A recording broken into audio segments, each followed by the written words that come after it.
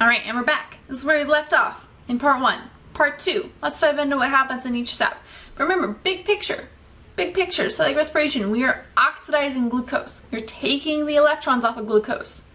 We're going to pass those electrons to intermediate electron carriers, which will then be used to make ATP eventually. Okay? This process happens in many tiny steps. If this were to happen all at once, if we were to take all the electrons off of glucose all at once, we'd be on fire. That'd be like burning up the fuel in our car, right? That's what's happening. So we gotta do it in tiny little steps to make it feasible for the cell to do without exploding, basically. Okay? So we're gonna take the electrons off of glucose, pass them to our intermediate electron carriers, NAD and FAD, just molecules. That's it. That's all you really need to know. They're just molecules that hold on to electrons for a little bit. Those molecules are going to be used to build ATP in the electron transport chain, also called oxidative phosphorylation. Okay, step number 1, glycolysis.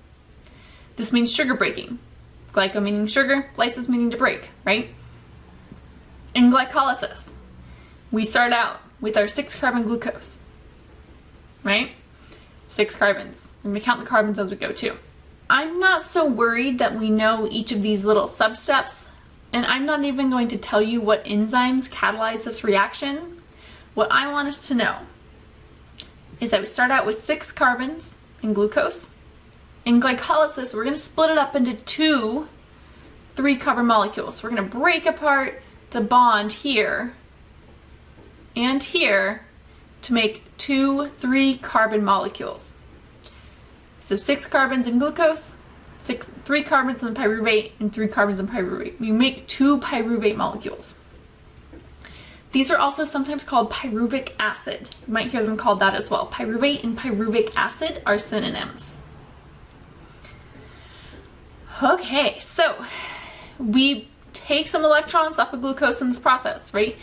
So here, this step, we take some electrons and we reduce NAD plus into NADH. There are going to be 2 water molecules produced as a byproduct. And our net of glycolysis is 2 ATP. So we invest 2 ATP at the beginning. We get out a total of 4 ATP. So it means our net is 2 ATP. So glycolysis.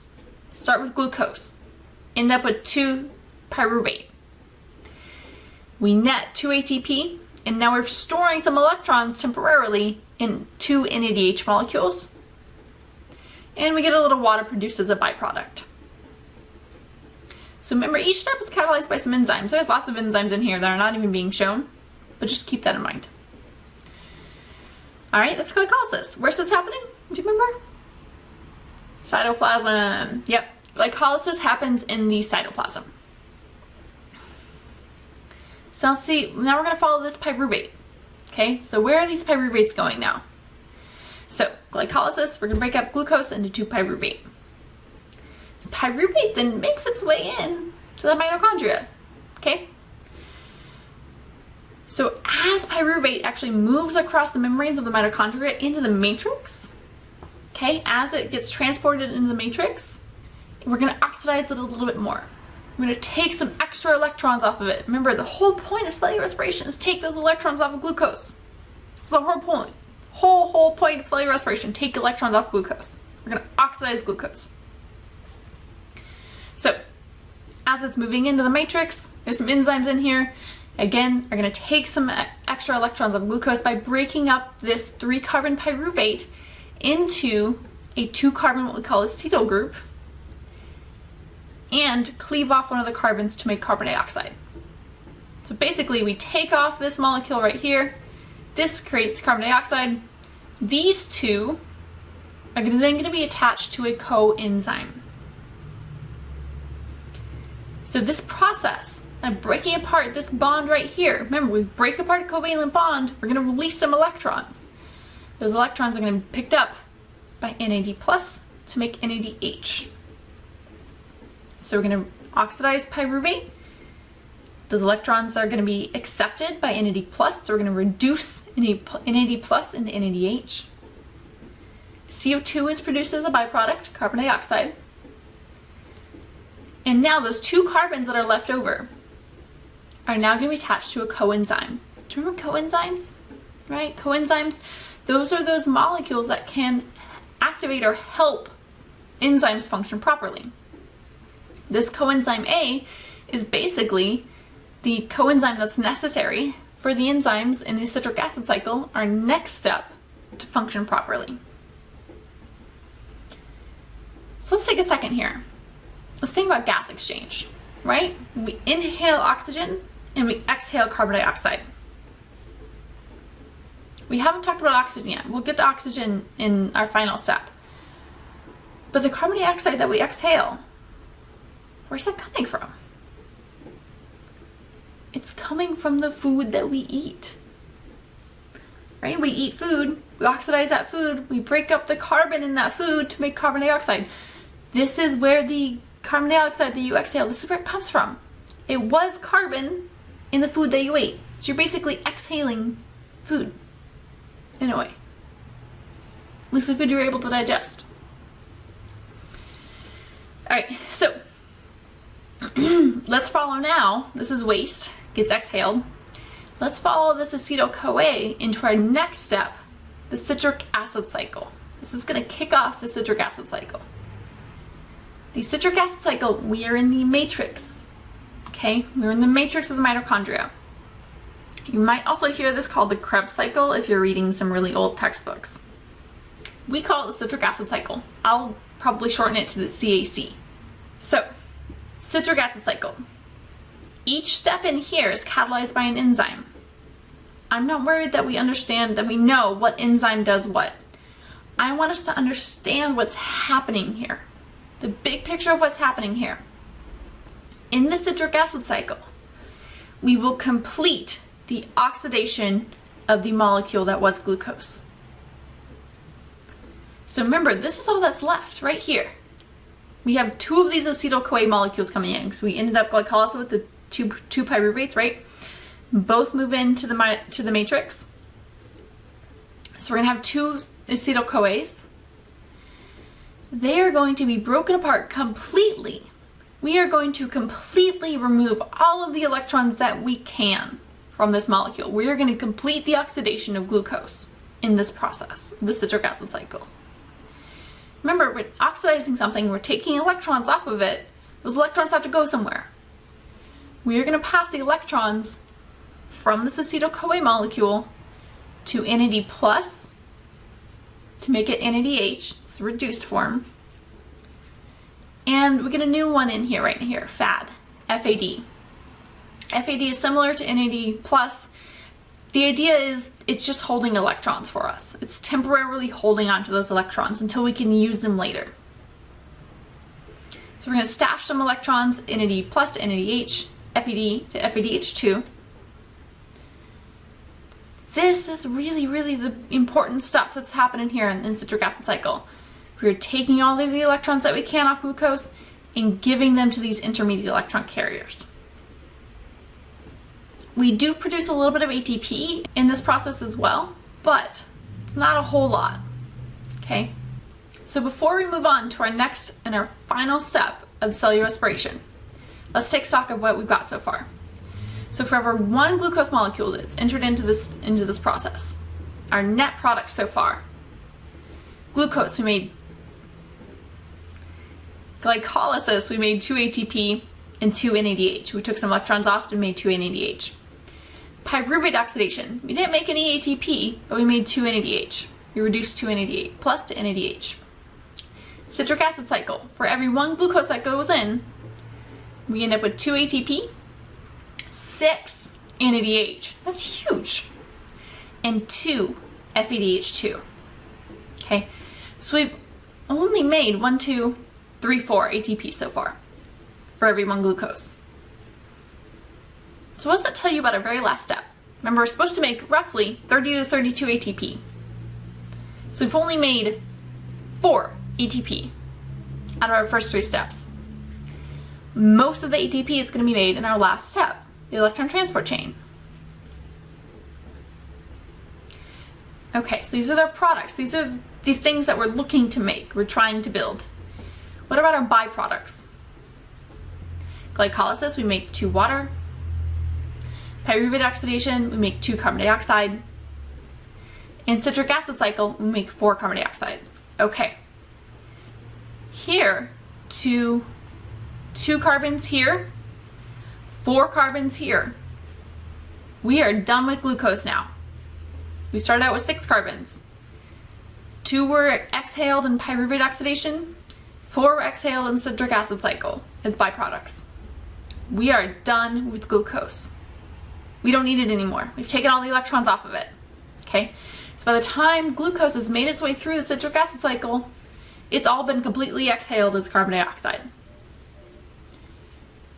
But what we do have is we have the electrons from glucose currently stored in our NADH and our FADH2 molecules. These are the important parts that are left now after the citric acid cycle. So what are they going to do? Where are they going? They are heading to the electron transport chain, sometimes called the ETC.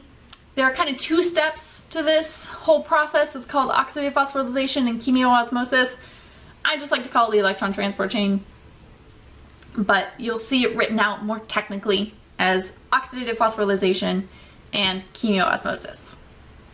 We'll talk about what's happening in each one. I'm more concerned that we understand what are these electrons doing and how do we use that to make ATP. So our final step, we're still in the matrix. Remember, that NADH and FADH2 that we produced from the citric acid cycle is hanging out in the matrix. So those molecules are just hanging out, floating around in the matrix of the mitochondria. Now, NADH and FADH2 are going to make their way to the enzymes in the electron transport chain. Remember, they're loaded up with electrons right now. NADH and FADH2 are loaded up with electrons. They're going to take their electrons to the electron transport chain. Here's where the big money-making step is going to happen. What we're going to do with those electrons that NADH and FADH2 are holding right now, we're going to use those electrons to create a form of potential energy. Specifically, we're going to create an electrochemical gradient using hydrogen atoms. Like, what? So, we are going to use those electrons that NADH and FADH2 are holding. They're holding tiny little electrons, which are tiny little energy packets, basically. We are going to use those electrons that they're holding to concentrate hydrogen atoms on one side of the membrane in our mitochondria. Remember, to concentrate something, like active transport that we talked about last week, active transport takes energy, and we're moving molecules from a low concentration area to a high concentration. We're moving them against their concentration gradient. So to do that, that takes energy. We're going to take hydrogen atoms and move them from a low to a high concentration area. Basically what we're doing when we're moving those hydrogens is we're basically like storing water behind a dam. That water wants to flow. It wants to be free. It wants to move downhill. It doesn't want to be stored up, right? Kind of the same thing with the hydrogens. When we concentrate them on one side of a membrane, they want to get back through. They want to flow down their concentration gradient, right? And we're going to use that movement of hydrogens down the concentration gradient to make ATP. Just like water flows through a dam to make electricity, hydrogen atoms are going to flow across that membrane to make ATP. Okay, what does this look like? Well, first, let's figure out our orientation. Where are we at in the map of a cell? Okay, if we're in our cell, we are in the matrix, okay, of the mitochondria. So here's the matrix, this watery fluid area, okay? Matrix is here. There's a little bit of gap, and then we would have a second membrane right up here. Okay, so we call this the intermembrane space, and then we would have a second membrane just outside of here. Okay, it's not shown here, but there would be another membrane right here. Okay, so remember, from transport, across the membrane, do ions move directly across the membrane? No, they're charged. They're repelled by those non-charged hydrophobic tails. These hydrogen ions cannot move directly across that membrane. Also, let's remember from our cell membrane videos, molecules, when we're moving them against their concentration gradient, when we're moving them from low to high concentration across the membrane, that takes energy. Okay. What's going to happen here? Remember, right now, as we are starting this process, the electrons from glucose have been stored and are being carried at the moment by our intermediate electron carriers, NADH and FADH2. What's going to happen in this electron transport chain right here? Those electrons from NADH and from FADH2, those molecules will bond to enzymes that expand the membrane of this inner membrane of the mitochondria. Now, once NADH has passed off its electrons to these molecules, to these enzymes in the electron transport chain, these enzymes are now charged up. Remember, electrons basically are representing a form of energy. NADH passes electrons to some enzymes. Those electrons will then be used as an energy source to move hydrogen from a low concentration area in the matrix to a high concentration area in the intermembrane space. And we're going to see that again. Those electrons will get passed from one enzyme to another, from one enzyme to another. And those electrons will be used to move hydrogen from low to high concentration against the concentration gradient. It's a type of active transport. So we are moving hydrogen ions from low to high concentration. We're concentrating the ions in this little tiny gap between the membranes. So these electrons that were in glucose that have been stored for a minute in FADH2 and NADH will be used to pump hydrogens against their concentration gradient. Like storing water behind a dam is what we're doing right now. But every time those electrons are used, so they're going to be used by this enzyme, they're going to be used by that enzyme, they're going to be used by this enzyme, they lose a tiny little bit of their energy. It's like using up a battery, right? Every time it's used to move hydrogens, they lose a little energy. So these electrons are going to be used to concentrate hydrogen, concentrating hydrogen between the inner and outer membrane of the mitochondria. So electrons are providing energy to move hydrogens against their concentration gradient. Now, once they've done their job of moving hydrogens against their concentration gradient, they're going to be passed off to oxygen. So by the time those electrons are moving through this kind of chain, this kind of like hot potato chain, they've lost a lot of energy, not really useful anymore by the time they get here. So they're going to be passed off to oxygen gas, which basically causes oxygen to break apart, O2 gas to break apart, and it grabs onto some hydrogens to create water. So this is where the oxygen that we inhale, this is where it ends up. This is where it's useful, because we need it to grab these electrons from the electron transport chain. We don't want these electrons just buzzing around going anywhere. They couldn't end up on molecules or attached to atoms that we don't want them to. Okay, so oxygen grabs those electrons and we make water. Okay, so the oxygen that we inhale actually ends up in water. Pretty cool. So once this oxygen grabs on those electrons and forms water, those electrons are taken care of. Okay, so we say that oxygen is the final electron acceptor. Oxygen is reduced, right? It's going to grab on those electrons to form water.